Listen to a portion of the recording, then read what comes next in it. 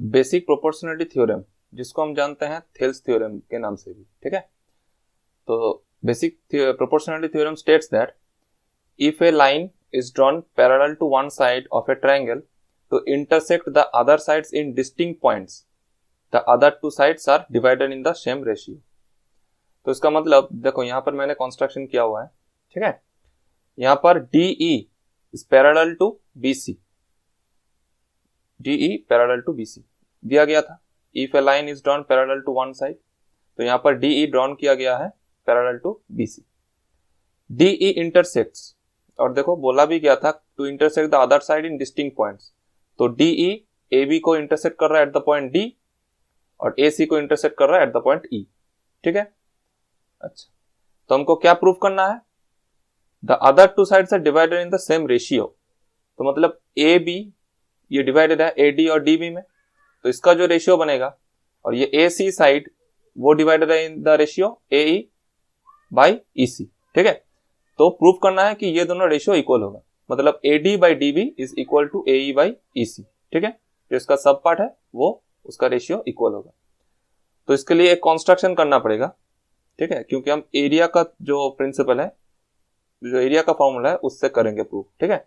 तो कंस्ट्रक्शन में क्या कर लिए, पहले तो BE और DC को ज्वाइन कर लिए, और उसके बाद EF परपेंडिकुलर टू AB, मतलब हाइट के लिए, क्योंकि हम जानते हैं area of a triangle is equals to half into base into height, ये हमको पता है। तो इसी का फॉर्मूला, यही फॉर्मूला यूज करेंगे प्रूफ करने के लिए, ठीक है। तो EF is drawn perpendicular on AB, और DG दूसरा एक perpendicular is drawn on AC, clear है। अब देखो ट्रायंगल ADE, मैं इसको हाईलाइट करता हूं, ट्रायंगल ADE, ये जो एक ट्रायंगल है ऊपर वाला, दिस ट्रायंगल, इसका एरिया क्या होगा, बेस क्या है, AD is the base, height क्या है EF, तो area of triangle ADE is equal to half into AD base into EF perpendicular height, ठीक है। उसके बाद ट्रायंगल BDE मतलब कौन सा ट्रायंगल, दिस ट्रायंगल, ये वाला ट्रायंगल, ये वाला ट्रायंगल, ठीक है। तो इस ट्रायंगल में ध्यान से देखो हाइट क्या होगा, ये पता होगा ना। देखो अगर ऐसे एक हाइट हो जाए और ट्रायंगल ऐसा भी हो, तो भी हम क्या मानते हैं, हाइट इसको मानते हैं और बेस इतना सा मानते हैं, ठीक है। इसका कॉन्सेप्ट मैं अभी समझाऊंगा कुछ देर बाद, ठीक है। तो हाफ इंटू BD बेस है और हाइट है EF। देखो ऐसा क्यों हो रहा है, समझा ही देता हूं, चलो। मान लो ये ABCD है, तो हमको इस ट्रायंगल का एरिया चाहिए,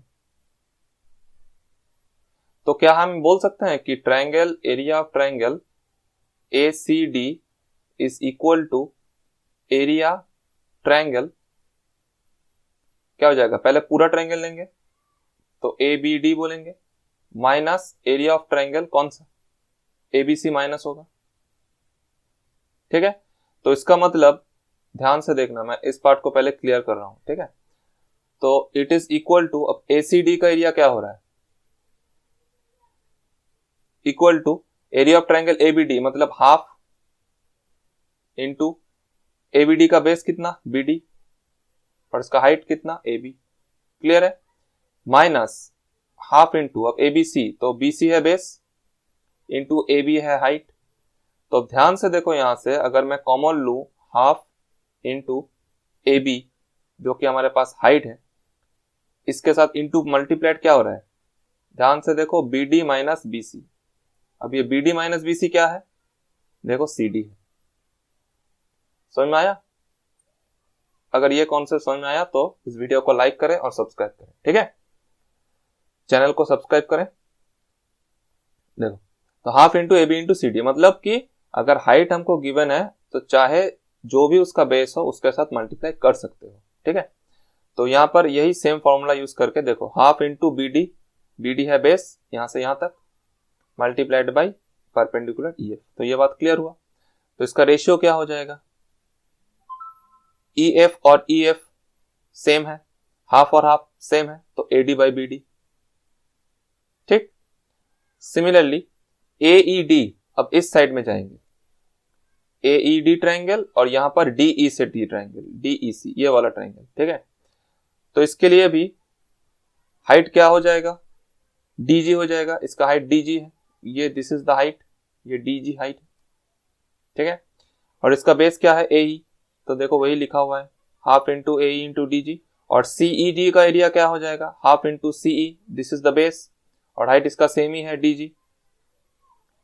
तो अब इसका रेशियो क्या हो जाएगा, half area of triangle AED divided by area of triangle CED is equals to half cancelled, DG DG cancelled, तो this is equals to AE by CE। ये बात क्लियर हुआ, up to this much clear. देखो तो हमको क्या मिला finally, area of triangle ADE by BD is equals to AD by BD, और area of triangle AED is equals to divided by area of triangle CED is equals to AE by CE।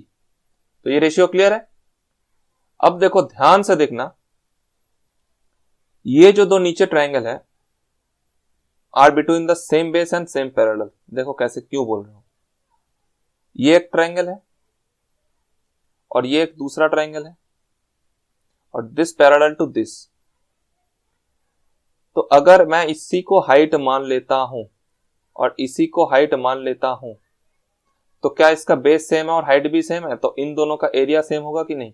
और वैसे तो ये class 9 का एक area of triangles और parallels का theorem में ही है कि area of triangles between the same base and same parallels are always equal, ठीक है। तो इन दोनों ट्रायंगल का एरिया सेम होगा, जो कि यहां पर लिखा हुआ है area of triangle BDE is equal to area of triangle CED। क्यों, क्योंकि are on the same base DE, ध्यान से देखो DE इसका सेम बेस है, and between the same parallels DE and BC। Clear है, ओके। तो अब हमको क्या मिला, तीन कंडीशन मिल चुका है, एक तो रेशियो और दूसरा triangle BDE is equal to triangle CED, ठीक। तो अब कुछ बाकी नहीं रहा, this is from equation number 1, this is from equation number 2। अब क्योंकि ADE और AED सेम है, तो मैं ऊपर में लिख सकता हूं कि AD by BD this two are equal, तो उसका रेशियो इंटरचेंज हो जाएगा ऐसे, and this two are also equal, ADE जो है वही AED है, तो AD और AE भी सेम है, तो हेंस प्रूव्ड। क्लियर हुआ, ADE is equal to AED है और BDE इक्वल्स टू CED है, क्योंकि यहां पर 3 नंबर इक्वेशन हमको मिल चुका है, ठीक है। तो ये दो जो रेशियो है, ये दो रेशियो सेम होगा। क्लियर है, अंडरस्टूड है। तो यहां से हम क्या कंक्लूड कर सकते हैं वो देख लो, जो ट्रायंगल का सब पार्ट होगा, जो ट्रायंगल का सब पार्ट होगा, मतलब कि सब पार्ट क्या है, AD divided by DB is equal to AE divided by EC। Clear हुआ, इसको ऐसे भी लिख सकते हो, AD by total AB is equal to AE by total length AC। क्यों,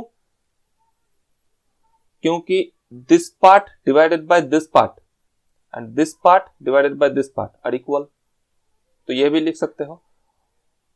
और ये जो DE है डिवाइडेड बाय BC, इसका रेशियो भी सेम होगा, तो ये नोट कर लो, ये बहुत इंपॉर्टेंट है,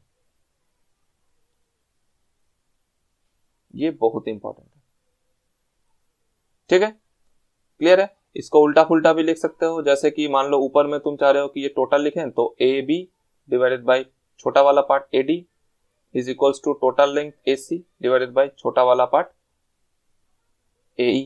क्लियर है, ऐसे भी लिख सकते हो।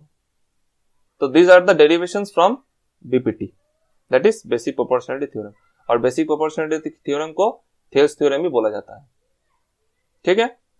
क्लियर है, ओके।